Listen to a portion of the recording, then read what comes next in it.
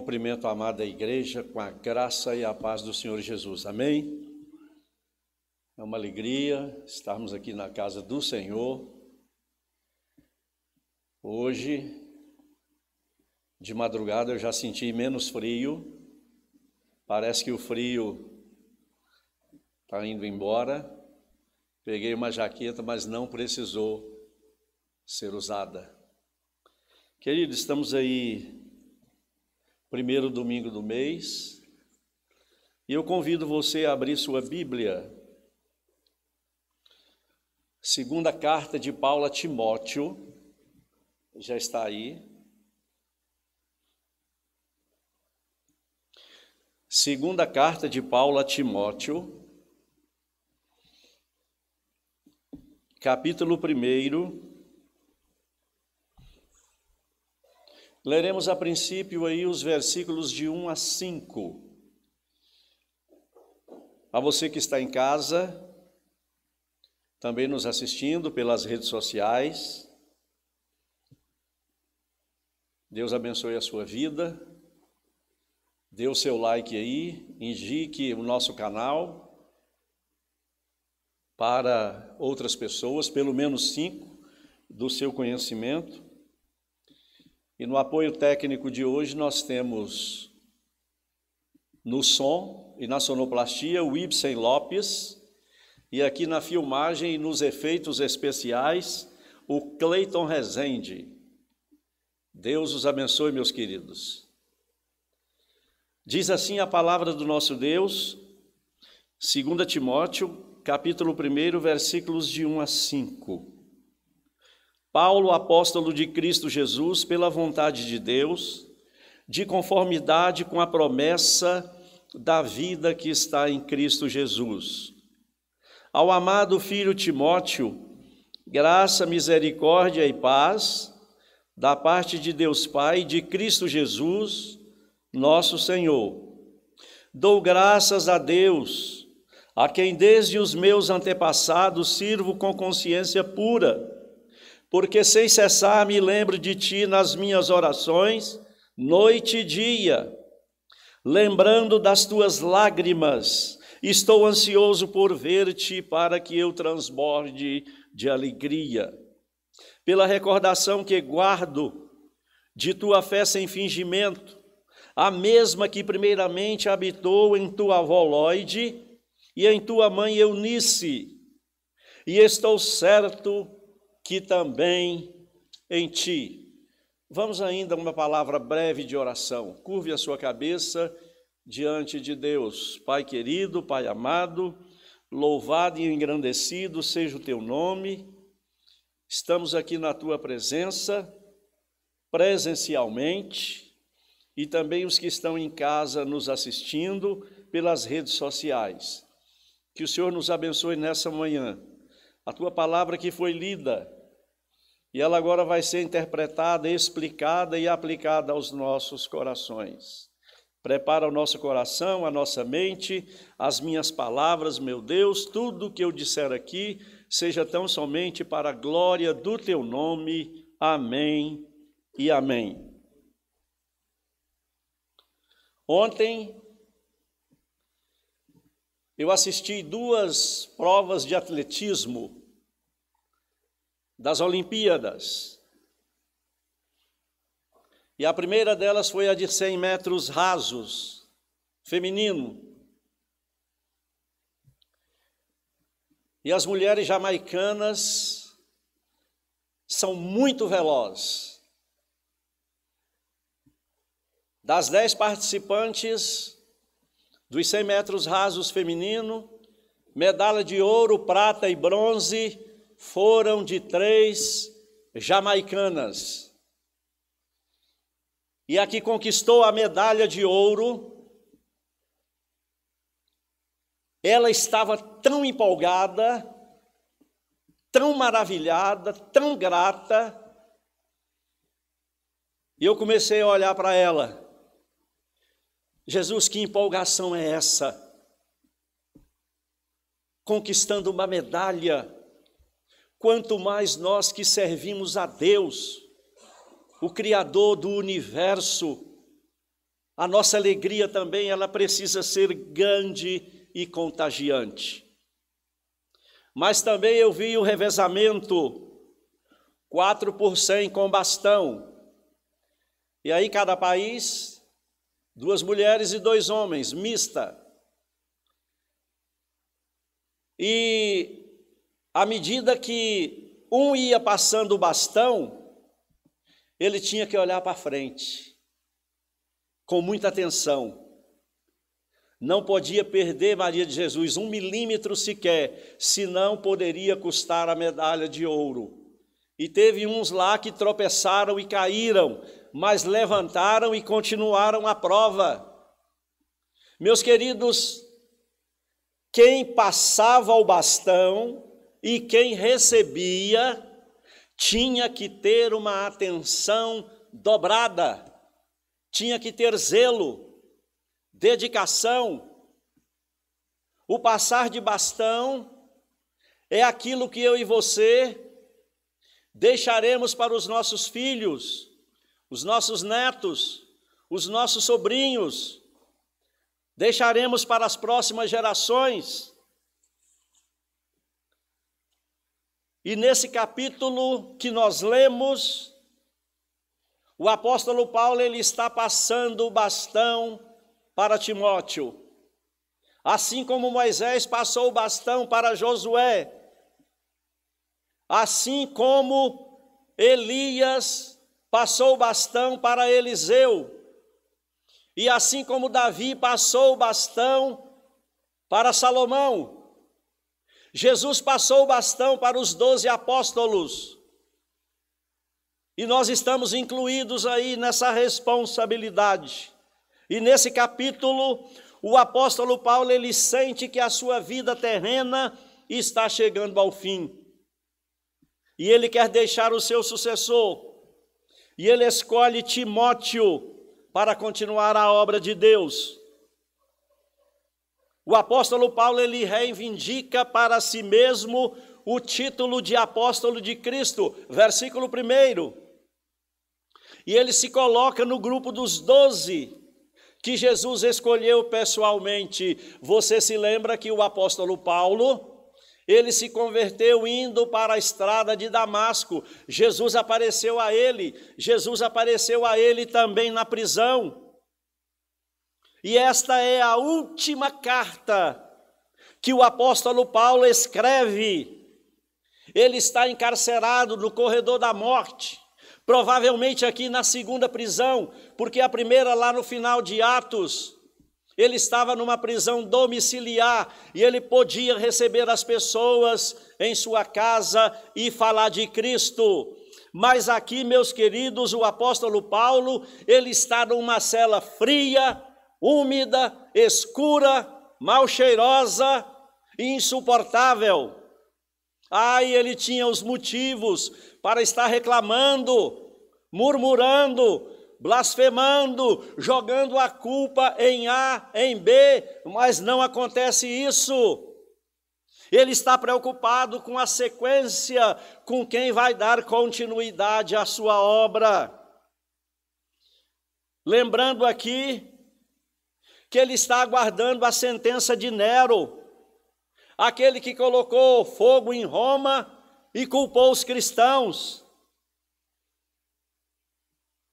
Os crentes foram dispersos, e associar-se a Paulo era colocar a cabeça em risco, levantar a bandeira do evangelho era correr risco de morte. Somando-se a tudo isso, queridos, a igreja enfrentava 2 tipos de oposição. Primeiro, a perseguição externa, vinda do imperador. Segundo, a perseguição interna, que era o assédio dos falsos profetas, dos falsos mestres. E eu quero aqui fazer alguns destaques nesse texto. O primeiro deles é a saudação, versículo 2, próximo slide, por gentileza. Versículo 2 diz assim: Ao amado filho Timóteo, graça, misericórdia e paz da parte de Deus Pai e de Cristo Jesus, nosso Senhor. Observe que essa palavra graça, ela aparece 1 Timóteo, 2 Tito e Filemon, nas 4. Basicamente, a saudação das cartas pastorais, ela é um padrão. A introdução para uma serve para a outra.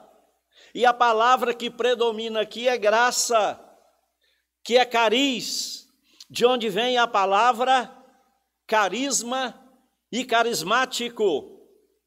Meus queridos, graça é prazer, é deleite, é graciosidade. Graça, meus queridos, é benevolência, é ternura, é favor divino. E o dicionário Vini de grego informa que a graça é a soma de todas as bênçãos terrenas. E a principal delas, a maior delas, é a vida eterna. De Romanos capítulo 6, versículo 23. O salário do pecado é a morte, mas o dom, o carisma gratuito de Deus é a vida eterna em Cristo Jesus. E a ideia básica da palavra graça é um dom gratuito e merecido. Deus dá graça ao perdido, Ele dá misericórdia ao necessitado e Ele dá paz ao aflito. E aqui uma coisa importante é que Jesus é a fonte de graça ao indigno e misericórdia ao desamparado.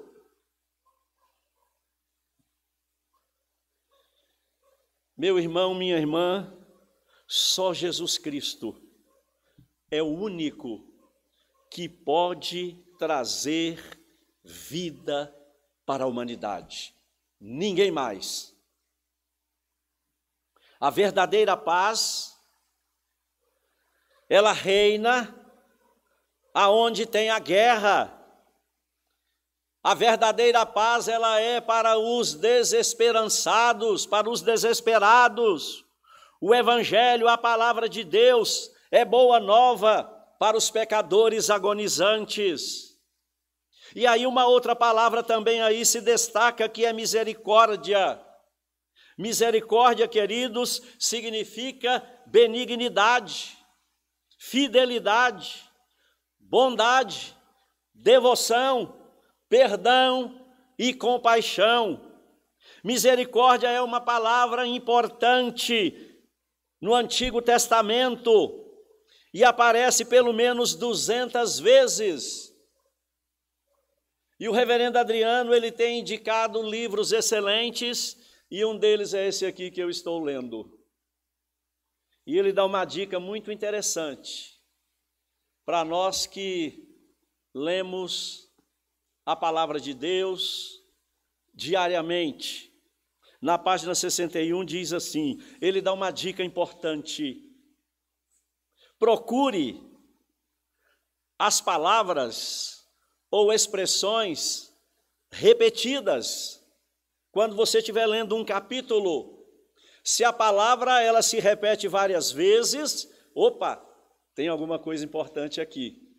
Não que as outras não sejam, mas é uma redundância, é um reforço. Palavras transicionais, de transição. Observe também se o texto está na primeira pessoa, com o pronome eu, ou na segunda com o pronome tu, ou na terceira pessoa, ele, ou nós. Isso é importante e nos ajuda a entender as Escrituras Sagradas. Queridos, misericórdia implica em um compromisso entre duas partes, que vai além das normas da lei. 1 de Pedro, capítulo 1, versículo 3.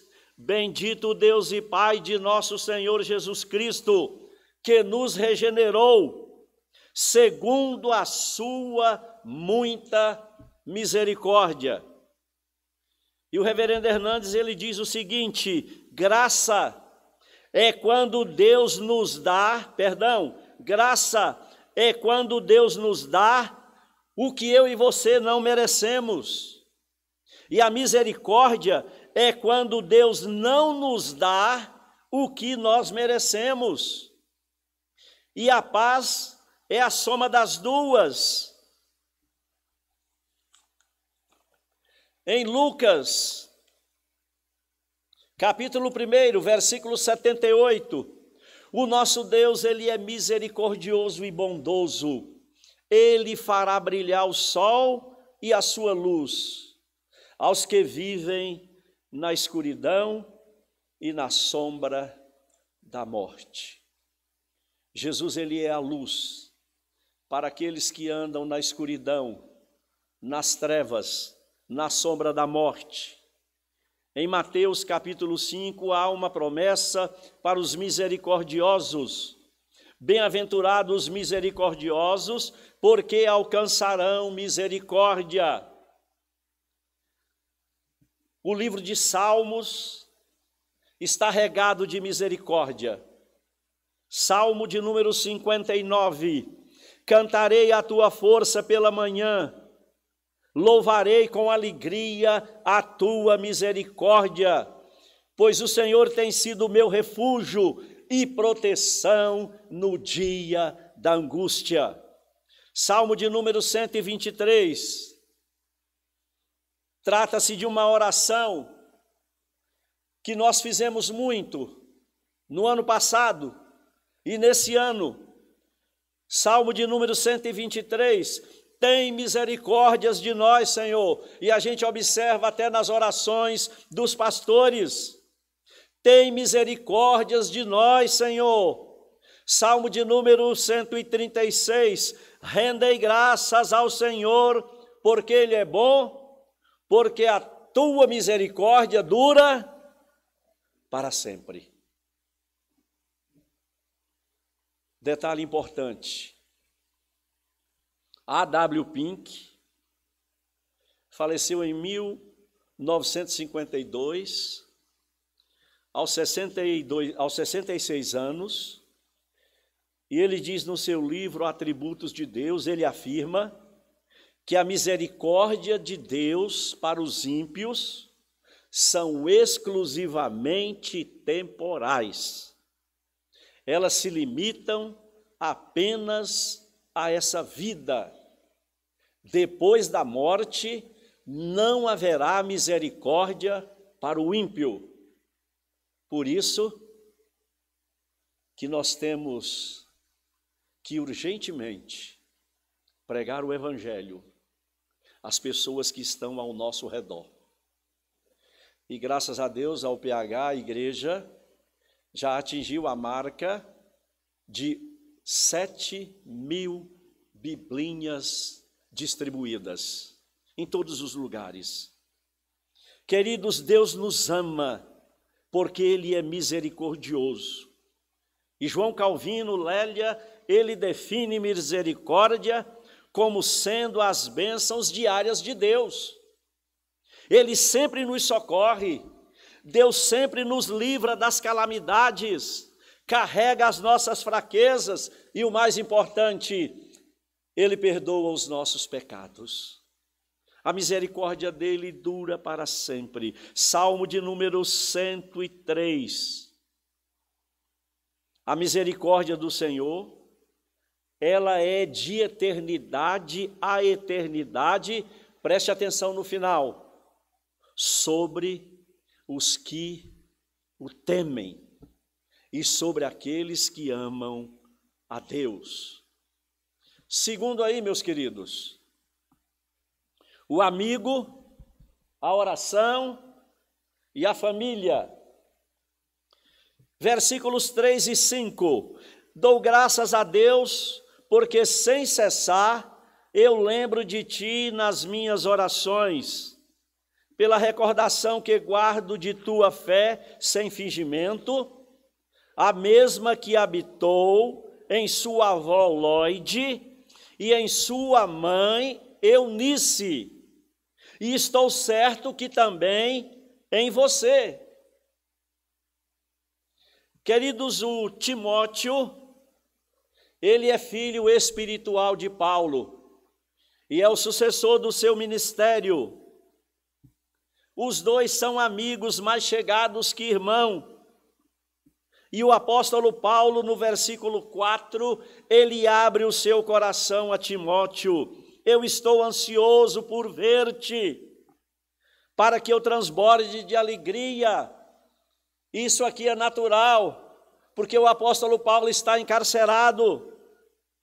E eu aprendi com William Barclay, o crente pode não ser rico, não possuir bens materiais, não ter uma gorda conta bancária, mas o melhor tesouro que ele pode oferecer ao seu semelhante são as suas orações.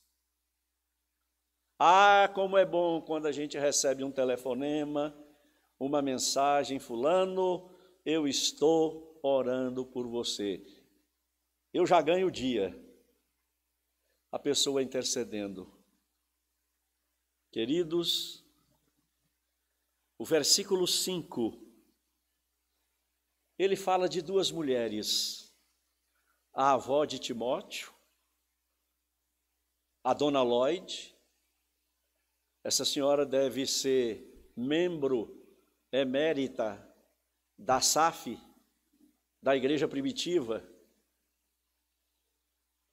E a Eunice devia ser lá uma das relatoras.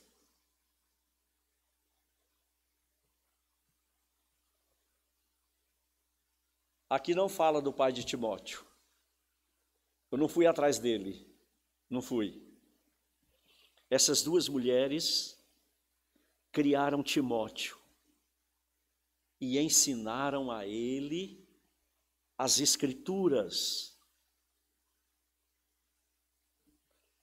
Paulo, no versículo 5, ele fala de uma fé sem fingimento,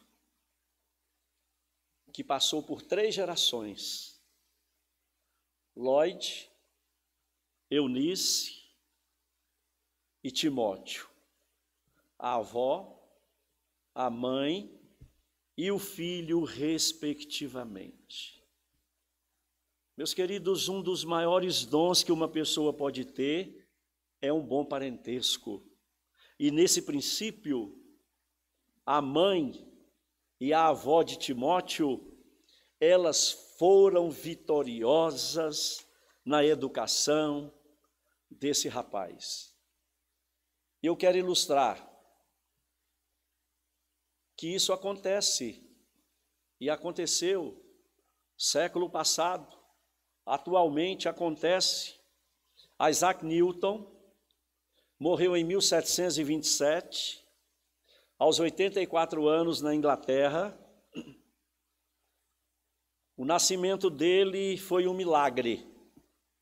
Ele nasceu prematuro. O médico disse que Newton não escaparia. E o pai dele morreu quando ele ainda estava no ventre da sua mãe.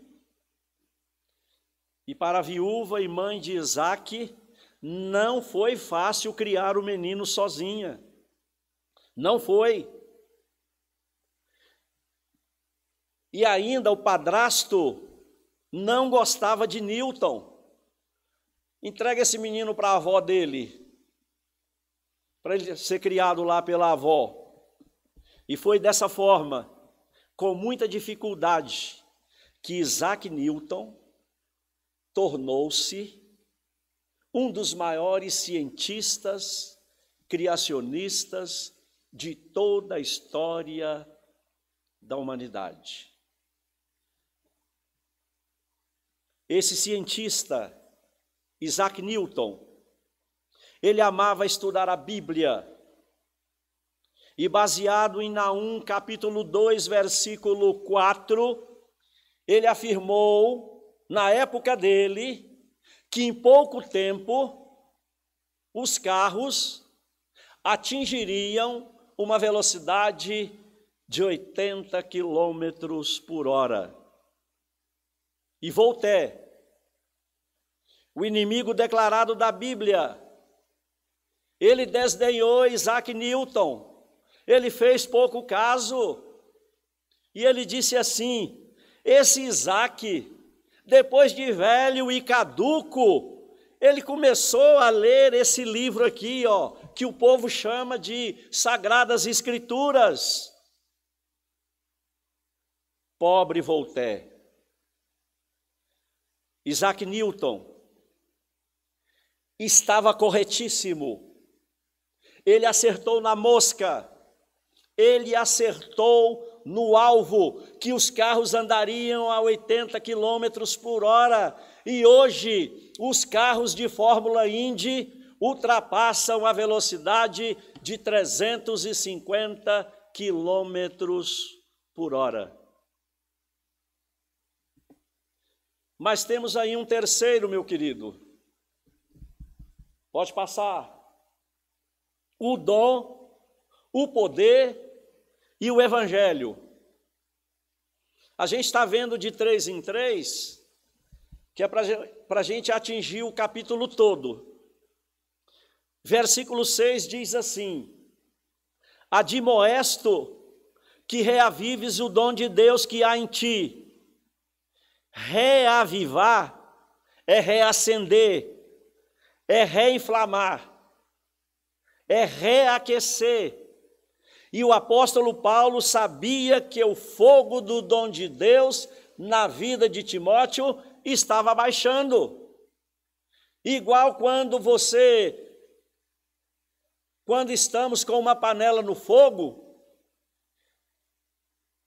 e está borbulhando, e aí você tem que abaixar o fogo devagarinho. Paulo, ele sabia que o fogo espiritual na vida de Timóteo estava abaixando. Meus queridos, por que Paulo faz essa admoestação? Por que Paulo faz esse lembrete amoroso ao seu filho Timóteo? E o holandês William Hendriksen, ele apresenta algumas possibilidades. A primeira delas, naquela época, os crentes estavam sendo perseguidos implacavelmente. E o próprio apóstolo Paulo, ele estava preso. Quanto a mim, olha o que ele diz em 1 Timóteo 4, 6. Quanto a mim, Timóteo, eu estou sendo oferecido por libação, por sacrifício, e o tempo da minha partida é chegado. Ele estava próximo da execução. Como é que um jovem não ia tremer nas bases? Não ia ficar temeroso? Uai, o meu principal amigo, ele está dizendo que ele vai morrer. Segunda possibilidade, Timóteo, ele tinha alguns problemas de estômago. Eu não sei se era azia ou gastrite, a que eu tenho, mas ele tinha frequentes enfermidades. E isso aí, a enfermidade, ela derruba a pessoa. Se a gente não estiver firme em Deus, confiado em Jesus Cristo, pessoas do lado para nos animar, a gente vai na lona, a gente vai a nocaute. Terceira possibilidade, Timóteo, ele era um jovem tímido. 1 Coríntios capítulo 16. Olha o que Paulo recomenda àqueles que vão receber Timóteo. Se Timóteo chegar aí, faça tudo para que ele se sinta bem entre vocês. Pois assim como eu, ele também está trabalhando na obra do Senhor. Não deixe que ninguém despreze Timóteo. Pelo contrário, vocês devem ajudá-lo. Robert Elliot, missionário presbiteriano da Pensilvânia, ele foi recebido pelo reitor de uma faculdade do sul dos Estados Unidos. E as pessoas ficariam hospedadas na universidade. Só que quando Robert chegou à estação, o reitor falou para ele: não tem mais vagas, mas eu vou te levar para minha casa. Eu vou te hospedar. E o reitor convidou Robert Elliot para hospedar em sua casa. Deve ter preparado uma cama especial para o missionário. E é assim que deve ser. No dia seguinte, o missionário acorda cedinho e ele fica lá na cama. E às vezes a gente acorda e demora a levantar da cama, bate aquela preguicinha e a gente fica um tempinho mais na cama. E assim aconteceu. De repente, o missionário ouve passos. É alguém entrando na ponta dos pés, devagarinho, no seu quarto. O missionário fica quietinho na cama. E ele abre um pouco os olhos, levanta a coberta um pouquinho para ver quem era. E para a surpresa desse missionário, era o reitor da universidade entrando no quarto do missionário, pé por pé, para não acordar o missionário. E o que o reitor da universidade faz? Ele pega as botas sujas do missionário, atravessa o corredor todo e vai lá para o fundo da casa. E o missionário ficou curioso para ver o que ia fazer com as botas dele. E aí, para sua surpresa, o reitor estava sentado no chão, limpando as botas sujas do missionário e engraxando. O missionário não se conteve, ele foi às lágrimas. Queridos, eu aprendo com o apóstolo Paulo, eu aprendo com esse reitor dessa faculdade, que nós devemos honrar e tratar bem as pessoas que trabalham na obra de Deus, seja na igreja local ou nos campos missionários. E não dá para a gente acompanhar muitos missionários, mas eu acompanho dois. Um deles é o Deusames e a Débora, lá no Amazonas. Eles têm 3 filhos. Um deles é autista. E ele pega a esposa, ele pega os 3 filhos, coloca dentro de um barco e vai descendo as águas do Amazonas evangelizando. Ele faz uma parada aqui, vai numa cidade, colocando em risco até a família, mas a obra de Deus está sendo feita. Queridos, o verso 7 diz assim: Deus nos tem dado um espírito de poder, de amor e de moderação. E o apóstolo Paulo, ele relembra a Timóteo as qualidades de um obreiro, de um servo de Deus, que é a coragem, o poder, o amor e o domínio próprio. E em Atos capítulo 1, versículo 8, um texto por demais conhecido: recebereis poder ao descer sobre vós o Espírito Santo, e sereis minhas testemunhas, tanto aqui em Taguatinga Norte, no Distrito Federal, no Brasil e além fronteira. Eu já estou contextualizando. Poder no grego geralmente é dinamis ou dunamis, que dá origem à palavra dinamite. Não o Roberto Dinamite, que jogou no Vasco, mas a dinamite, aquela que explode. Mas o poder aqui, meus queridos, é no sentido de capacidade para nós fazermos a obra de Deus. E é também o revestimento do poder do Espírito. E o nosso Deus, Ele nos dá esse poder, Ele nos dá essa dinamite quando nós recebemos o Espírito Santo na nossa conversão.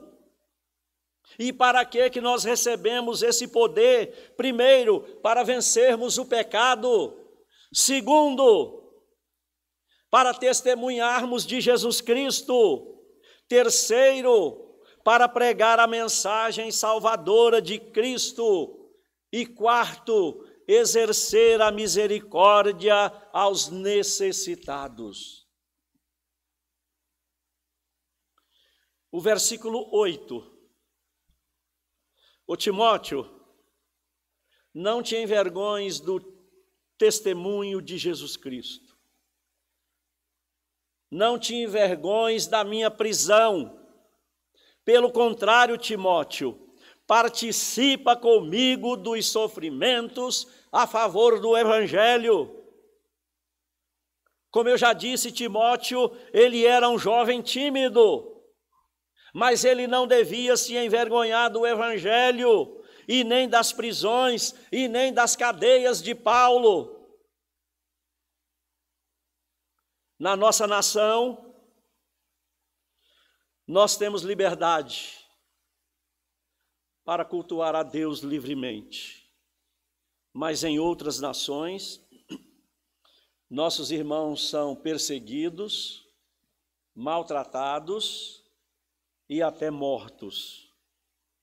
No mundo de hoje, é preciso coragem para ser cristão.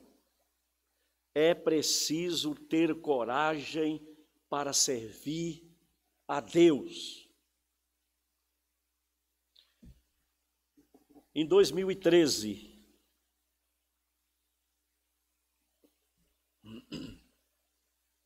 Roy Costner, orador do ensino médio, na Carolina do Sul, nos Estados Unidos. E na formatura da sua turma, num ato de protesto, para surpresa de todos,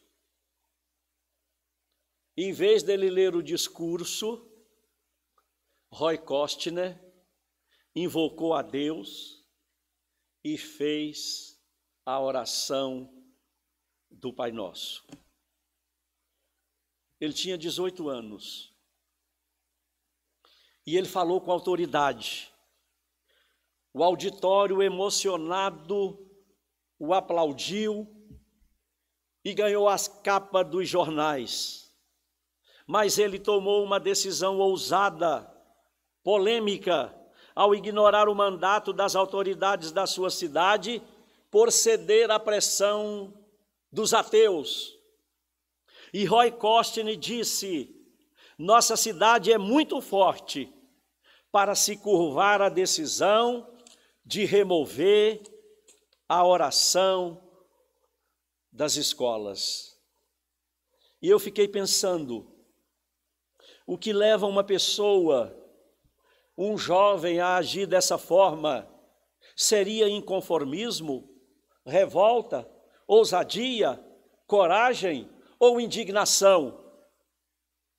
Romanos capítulo 12, não vos conformeis com este século, mas transformai-vos pela renovação da vossa mente, para que experimenteis qual seja a boa, agradável e a perfeita vontade de Deus. Nos dias atuais, precisamos da coragem desse jovem, precisamos da coragem de Pedro e dos apóstolos, onde eles foram proibidos de falar de Jesus e eles responderam: importa obedecer a Deus do que aos homens. Precisamos também da coragem dos 3 amigos de Daniel. E eles responderam: fique sabendo, ó rei, que nós não serviremos a teus deuses, nem adoraremos a imagem de ouro que você fez. Pode levar a gente para a fornalha, não tem problema, a gente vai, mas a gente não se curva. Queridos, o verso 8 diz assim: participa comigo dos sofrimentos a favor do Evangelho. Evangelho é boas novas de salvação, é boas novas que Paulo e Jesus pregava. O Evangelho é boa notícia de Deus para os homens, é boa notícia de Deus para você e para mim. O Evangelho é a verdade que salva, é a verdade que liberta, que mostra o caminho ao homem, que conduz aos céus. O Evangelho está centrado na graça de Deus, na pessoa de Jesus Cristo. O Evangelho é para ser pregado e crido nos 4 cantos desta nação, do planeta Terra. Nós recebemos o privilégio do Evangelho, é verdade, mas também nós temos a responsabilidade de transmitir a outras pessoas. E eu quero concordar com William Barclay: proclamar o Evangelho não é algo opcional. Eu chego no self-service, eu gosto disso, eu não gosto daquilo, eu quero isso, eu não quero aquilo. Não. Queridos, o Evangelho é algo que é confiado aos salvos em Cristo Jesus pela palavra de Deus. Somente os salvos estão autorizados a pregar o Evangelho de Jesus Cristo. Está lá no final de Mateus, Marcos e Lucas. Devemos crer no Evangelho, devemos guardar o Evangelho e devemos proclamar a plenos pulmões. E eu me lembro que há muitos anos, 10, 15 anos mais ou menos, e eu saía do Conjunto Nacional, ia com direção à rodoviária, e estava descendo aquela escadaria, a escada rolante. E eu ia descendo a escada. Ao pé da escada, um homem simples, com as mãos cheias de folhetos. E à medida que as pessoas iam descendo, ele distribuía um à esquerda, à direita, Jesus te salva, Jesus liberta, Jesus te ama. O homem parecia uma máquina. Provavelmente não tinha curso de teologia, mas tinha o poder do Espírito Santo queimando no seu coração.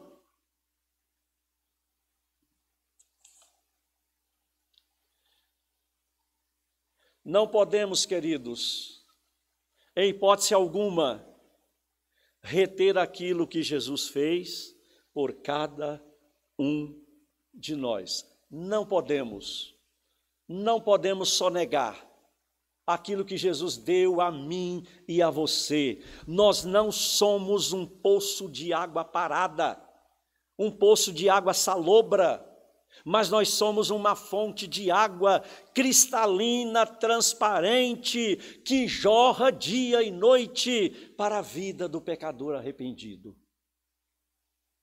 1 Coríntios capítulo 9, se anuncia o Evangelho, Eu não tenho do que me gloriar, pois sobre mim pesa essa obrigação. Por quê? Ai de mim, ai de você, ai de nós, se não pregarmos o Evangelho. Versículo 11. Nós fomos designados pregadores. Essa palavra é importante. Versículo 11. Nós fomos designados pregadores. Meus queridos, pregador no grego é kerux, K-E-R-U-X, não Hilux, kerux. Parece, mas não é. Kerux significa arauto. Quem é o arauto? O arauto era alguém de responsabilidade que levava uma mensagem do rei. Semelhantemente, nós temos uma grande responsabilidade de levar a mensagem, não é de qualquer rei, é do rei Jesus, a todas as pessoas. Arauto também é aquele que levava uma mensagem de trégua e paz entre dois exércitos que estavam em conflito. Semelhantemente, nós também levamos uma mensagem de paz, de salvação e de vida eterna àqueles que estão mergulhados na lama do pecado. Quem é o arauto? O arauto é alguém que enviava um comerciante, olha, preste atenção, queridos, isso aqui é tremendo.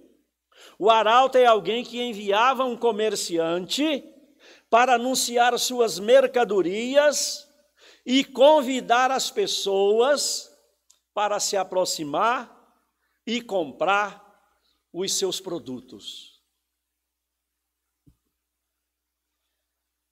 E a palavra diz que nós devemos estar preparados. Nós temos que meditar na palavra dia e noite. Nós temos que comer essa palavra figuradamente. Deixa eu dar 2 exemplos para você. Esses representantes de laboratório de medicação, eles vão lá com aquela malinha de roda e ele fica aguardando o médico atender o paciente, aí ele entra. E ele dá uma verdadeira aula de medicação ao médico. Ele entende daquilo que ele está fazendo. Ele é um expert. Ele defende o seu produto com entusiasmo. E eu vendi calçados por 6 anos.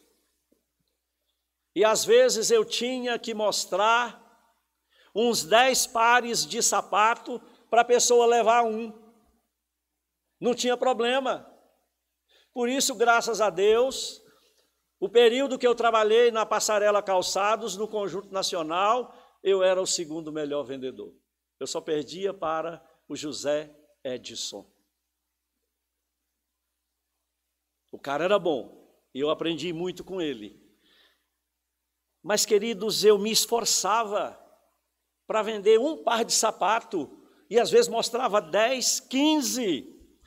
E olha, fazendo uma transposição para a nossa vida espiritual, semelhantemente, nós de forma gentil e amorosa, nós convidamos as pessoas a se aproximarem do principal produto que nós temos, que é a palavra do nosso Deus, a Bíblia Sagrada, essa palavra eterna, inerrante, infalível e verdadeira.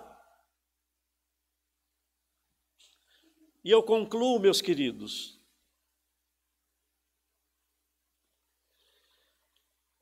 versículo 15. No final da carta, o apóstolo Paulo, ele teve uma decepção. E ele teve também uma alegria. Eu vou dizer para você primeiro a decepção. Versículo 15. Todos da Ásia me abandonaram. Depois de tudo que o apóstolo fez, correu risco, foi mordido de cobra, sofreu perseguições, apedrejamento, encarceramento. Aí o pessoal da Ásia o abandona. E nesses 4 últimos versículos, ele tem essa decepção. Queridos, muitos crentes abandonaram o apóstolo Paulo com vergonha da algema, da cadeia dele. E aqui fica uma coisa, um ensinamento para nós. Durante a provação é que nós conhecemos os verdadeiros amigos, os verdadeiros crentes. E o apóstolo Paulo, ele era humano. E ele diz assim: olha, na minha primeira defesa, ninguém foi a meu favor. Todos me abandonaram. E para a gente ter a dimensão do que o apóstolo Paulo sofreu, só se a gente se colocar na pele dele. Para eu saber a dor de uma pessoa que ficou sem 3 familiares, é difícil mensurar a dor que a pessoa está sentindo. Todos me abandonaram. Amigo é alguém que aproxima quando todos se afastam. Você conta, nós contamos os nossos verdadeiros amigos quando a gente perde tudo. Mas o apóstolo Paulo, ele teve uma alegria, e eu já vou encerrar, por favor. É esse aí, olha o nome dele, Onesíforo, versículos 16 e 18. Onesíforo